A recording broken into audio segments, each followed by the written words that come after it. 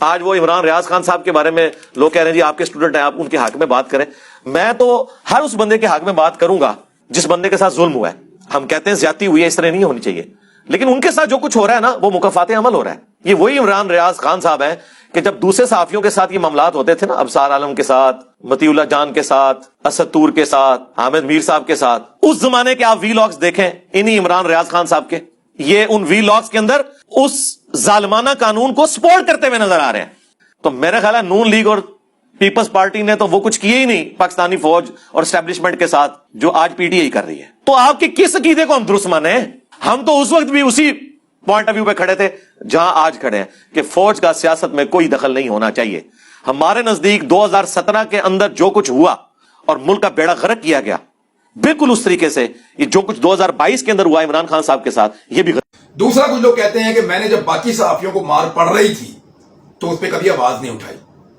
تو ایک صحافی کو گھر میں اس کے 3 لوگوں نے مارا, اس کو نوجوان کو, مطیع اللہ جان کو اٹھا کر لے گئے, ابصار عالم کو گولی لگی. ان تینوں موقعوں پر میں نے کیا کہا تھا؟ میرے کو تنقید کرتے ہیں نا کہ میں خوش ہوتا تھا جب ان کو مار پڑتی تھی, اور میں نے کبھی مذمت بھی نہیں کی. یہ میرے پہ ایلیگیشن لگا رہے تھے.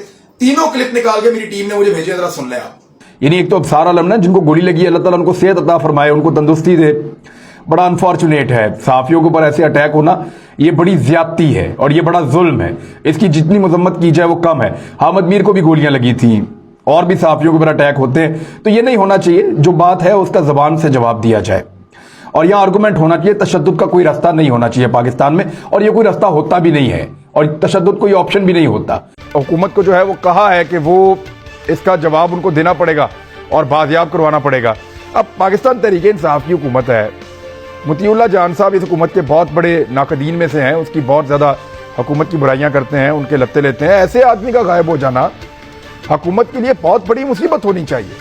لیکن ہم وزیر اعظم پاکستان کی طرف سے اور باقی لوگوں کی طرف سے اس طرح کا ری ایکشن نہیں دیکھ رہے, اور جس طرح سے ان کو اغوا کیا گیا ہے اس سے یہ تاثر بنا ہے کہ ان کو اغوا کرنے والے لوگ جو ہیں وہ سسٹم کا حصہ ہیں. لیکن ایک بات بڑی کلیئر ہے کہ یہ جو ہوا ہے یہ زیادتی ہے, یہ نہیں ہونا چاہیے تھا. پی ڈی ایم کی اور پیپلز پارٹی کی قیادت جو گئی ہے زخمی صحافی کی عیادت کرنے کے لیے, اور یہ اچھی بات ہے, بری بات نہیں ہے.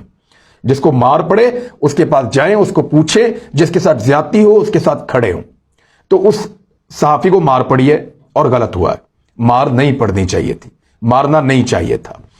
یعنی ایک تو غلطی اور جرم یہ ہے کہ صحافی کو 3 افراد نے گھر کے اندر گھس کر مارا. جرم ہے, غلط ہے, غیر قانونی ہے, قابل مذمت ہے. تو جناب یہ سن لیا آپ نے, یہ میں کہہ رہا تھا اس وقت.